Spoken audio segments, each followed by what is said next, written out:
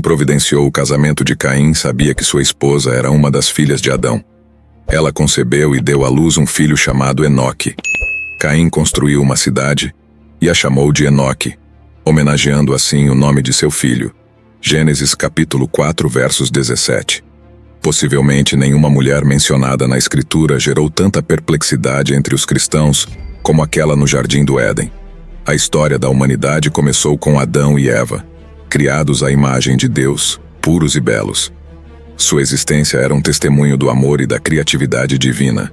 A descendência deles, originada da união, incluía 2 filhos notáveis, Caim e Abel. Adão uniu-se à sua esposa Eva, que concebeu e deu à luz. Pouco depois, Abel, seu irmão, veio ao mundo. As histórias de amor, ciúmes e tragédias entre eles estabeleceram um exemplo para a experiência humana. Caim foi o primogênito de Adão e Eva, o primeiro homem e mulher criados por Deus. Infelizmente, Caim ficou conhecido por cometer o primeiro assassinato registrado na Bíblia. À medida que a narrativa se desenrola, uma questão emerge das sombras após os incidentes infames envolvendo Caim e seu ataque de ciúmes. Ele é exilado para a terra de Nod, cujo nome significa vagar em hebraico. Essa terra não é detalhadamente descrita, mas seu nome simboliza o destino de Caim como um andarilho. Na terra de Nod, a Bíblia relata que Caim se relacionou com sua esposa, que concebeu e deu à luz Enoque. A pergunta persistente que tem intrigado muitos é quem era a esposa de Caim e de onde ela veio. Quando lemos os primeiros capítulos de Gênesis, conhecemos Adão, Eva, Caim e Abel. No entanto, após o trágico assassinato de Abel por Caim, as Escrituras nos informam que ele se mudou para a terra de Nod e teve descendência. Isso nos leva a questionar de onde veio sua esposa. O versículo 4 esclarece que Adão teve casamentos entre seus filhos e filhas. Naquela época, casar-se com parentes não era proibido e nem representava riscos genéticos. Essa proibição só foi estabelecida muito depois no livro de Levítico, quando Deus deu ao povo a lei de Moisés proibindo casamentos entre parentes. Nessa época, Deus especificou quem não poderia se casar, fortalecendo a estrutura familiar e garantindo a saúde futura da nação de Israel. Em um período não especificado, é importante notar que a Bíblia não fornece informações sobre quando Caim matou Abel ou a idade em que esse assassinato ocorreu. A Escritura afirma que isso aconteceu no final dos dias, sem especificar a faixa etária de Caim e Abel na época. Se ambos tivessem mais de 50 anos, poderia ter havido uma população significativa durante esse período, considerando que Adão e Eva tiveram muitos filhos e filhas. Aos 130 anos, Adão se tornou pai de um filho chamado Sete, vivendo mais 800 anos e tendo outros filhos e filhas. A Bíblia destaca que Adão tinha 130 anos quando Sete nasceu, e ele viveu por mais 800 anos. Deus prometeu multiplicar grandemente os descendentes de Eva. Na tradição judaica, Adão teve 33 filhos e 23 filhas, sugerindo uma população considerável na época de Caim e Abel. Estima-se que aproximadamente 32 mil pessoas poderiam estar vivas quando esse trágico evento ocorreu. A expectativa de vida de Adão, conforme documentada em Gênesis 5, amplia a possibilidade de uma população significativa no momento da morte de Adão. Considerando esses dados, encontrar uma esposa para Caim antes de seu banimento não seria um problema, dado o contexto cultural da época. O casamento entre parentes próximos não era proibido, como evidenciado pelos casamentos dentro da linhagem de Adão, incluindo Noé e seus netos. É importante notar que as proibições de casamento entre parentes próximos foram estabelecidas mais tarde, durante a lei de Moisés, conforme registrado em Levítico 18. Antes disso, não havia restrições, e pessoas como Abraão e Isaque se casaram com parentes próximos. Quanto a Caim, embora a Bíblia não forneça detalhes sobre sua esposa, podemos razoavelmente inferir que ele provavelmente se casou com um parente próximo, dado o contexto cultural e a falta de restrições na época. A sugestão de uma pré-adâmica humanidade contradiz claramente a narrativa de Gênesis, que destaca Adão como o primeiro homem criado. Essa abordagem busca compreender os eventos à luz do contexto cultural e das práticas permitidas naquela época, enfatizando a falta de proibições específicas para casamentos entre parentes próximos até o tempo de Moisés. Agora o Senhor Deus disse que não é bom, benéfico para o homem ficar sozinho. Eu farei dele um ajudador que equilibra. Então, o Senhor Deus formou da terra todo animal do campo e todas as aves do céu, e os trouxe a Adão para ver o que ele iria chamá-los.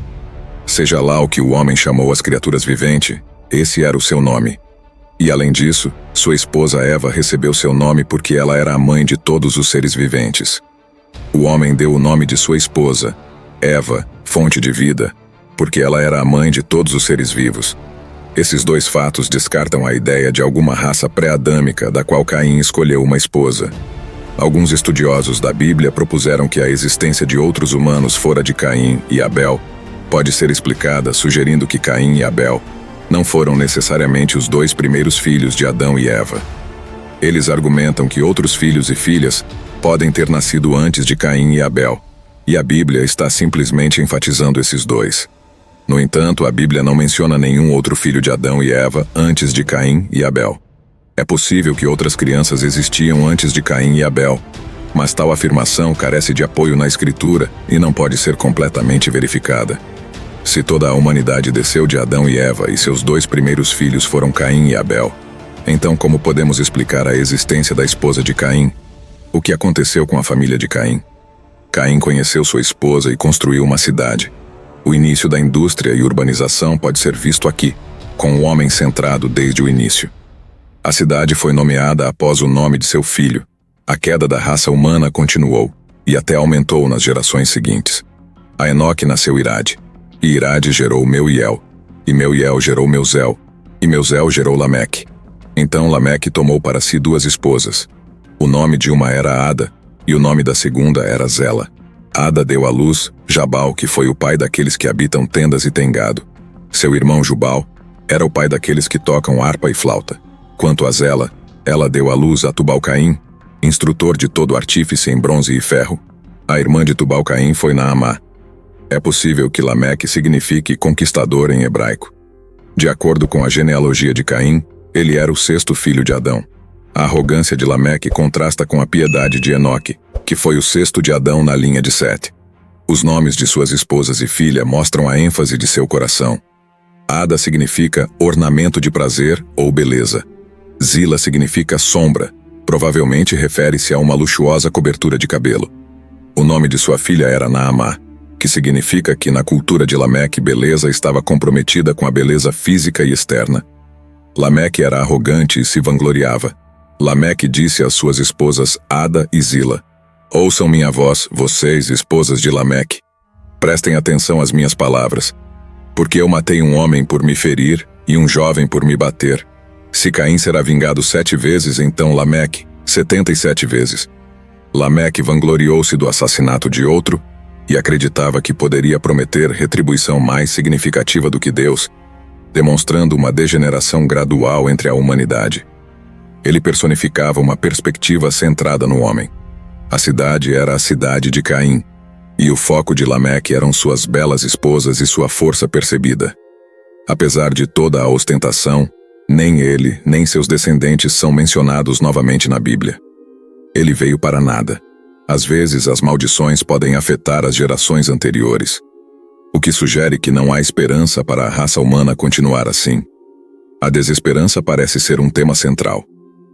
Conforme avançamos, descobrimos que Deus providenciou um remédio. O membro mais notável dos descendentes de Caim é o orgulhoso Lameque. As palavras de seu discurso constituem o que é frequentemente considerado um exemplo dos primeiros poemas. Desde o início, vários aspectos da civilização são destacados nesta seção. A troca de golpes denota o início da guerra entre seres humanos. É interessante notar que, com todos começando os aqui citados, não há origem da realeza. Isso é de especial interesse, já que nos registros da antiga realeza do Oriente Próximo, a realeza é um dos desenvolvimentos mais significativos dentro da civilização. A cidade construída, as múltiplas esposas e o início da guerra são 3 elementos mais consistentemente associados a reis na antiguidade. Em Gênesis 4, Lameque é mais intimamente associado a ações típicas ligadas à realeza. O texto passa do impenitente Caim ao desafiador Lameque. A violência é glorificada, e a marca de Caim não é mais um estigma de exílio, mas uma medalha de honra que oferece proteção igual a uma lista escrita de invulnerabilidade. A posteridade de Caim traz uma série de primeiras. A primeira cidade chamada Enoque, o primeiro caso de poligamia, o início da pecuária organizada, o começo da arte da música e do artesanato em metal, e a primeira música sobre violência e derramamento de sangue. Na música, Lameque explica para suas esposas que ele matou um jovem em legítima defesa, mas isso porque não foi premeditado como o assassinato de seu irmão. Lameque seria muito mais imune da represália por este discurso gravado aqui e provavelmente muito falado naqueles tempos. Ele parece ter sido um homem perverso. Primeiro, observe quão arrogantemente ele fala com suas esposas, como alguém que esperava grande consideração e observância. Ouçam minha voz, vocês, esposas de Lameque. Em segundo lugar, quão sangrento e brutal ele era com todos ao seu redor. Eu matei ou mataria um homem na minha ferida e um jovem na minha mágoa. Ele é dono de si mesmo, um homem feroz de espírito. Como a família de Caim perpetuou mais rebelião contra Deus, a linha de Caim construiu a cidade do homem. Este projeto atingiu um clímax mais tarde com a construção da Torre de Babel. Tanto naquela época como agora, homens sem Deus são levados a construir grandes impérios em desafio a Deus. Eles normalmente consolidam o poder para estabelecer um governo que está vazio da vontade de Cristo governar. Desde que Caim construiu sua primeira cidade, esta tem sido a paixão dos homens que fogem de Deus.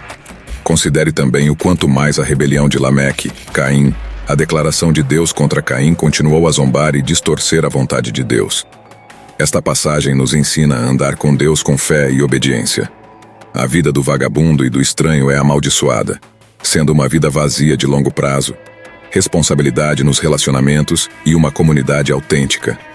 Isso reflete em grande parte a imagem da vida na cidade moderna, onde os homens constroem suas cidades e vagam de comunidade em comunidade, gradualmente desistindo de manter proximidade em relacionamentos e responsabilidades.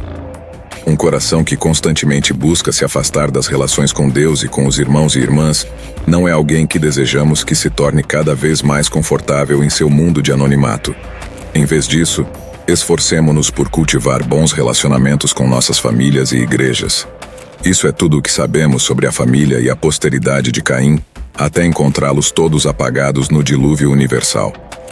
Adão encontrou Eva novamente como sua esposa, e ela deu à luz um filho chamado Sete, pois ela disse: Deus me concedeu outro filho no lugar de Abel, que Caim matou. Sete, assim como seu irmão Abel, ilustrou o mesmo tipo de adoração. Quando as pessoas começaram a invocar o nome do Senhor em conexão com a adoração de Sete, a adoração orgulhosa praticada por Caim deu lugar à adoração humilde praticada por Abel e Sete. Este evento aponta para Deus selecionando uma nova árvore genealógica. Enquanto a linhagem de Caim representava uma adoração centrada no homem, a linhagem de Sete clamava por Deus em humildade. A passagem destaca a diferença entre essas duas posturas na adoração. Adverte sobre seguir o caminho desafiador de Caim e destaca a rebelião de Corá. Não é surpresa que, centenas de anos depois, quando Deus precisou de obediência, escolheu Noé da linhagem de Sete. Senhor, guie nossos passos como guiou os deles naqueles momentos em que nos sentimos isolados, incompreendidos ou distantes. Lembra-nos que seu amor e graça vão além do que podemos compreender. Assim como Caim encontrou companheirismo e consolo em sua esposa, concede-nos força e sabedoria para construir relacionamentos significativos com aqueles que nos rodeiam. Nos aproxime cada vez mais de você, através dos nossos laços com os outros. Ensina-nos, Senhor, a sermos compreensivos e compassivos, reconhecendo que cada pessoa que encontramos tem uma história, uma jornada e um propósito em seu grande plano. Nunca julguemos precipitadamente, mas busquemos sempre a compreensão. Agradecemos pelas lições que podemos tirar de cada história em seu mundo, incluindo a de Caim e sua esposa. Somos lembrados de que mesmo em momentos de dúvida, dificuldades ou incerteza, você está sempre presente e trabalhando em nossas vidas. Nos abençoe e nos guarde, Pai, enquanto caminhamos nesta jornada chamada vida, extraindo força do seu eterno amor e encontrando nosso propósito em seu plano. Em nome de Jesus, oramos. Amém. É isso por hoje, pessoal. Espero que tenham curtido o conteúdo. Se você gostou, não se esqueça de deixar seu like para nos ajudar a crescer aqui no canal. Comentem abaixo sobre o que mais querem ver por aqui, E é claro, se ainda não são inscritos, inscreva-se agora e ativem o sininho para não perderem nenhum vídeo. A participação de vocês é fundamental para que possamos continuar trazendo conteúdos cada vez melhores. Vocês são a razão de estarmos aqui, e mal posso esperar para interagir mais com cada um de vocês nos próximos vídeos. Um grande abraço e até a próxima.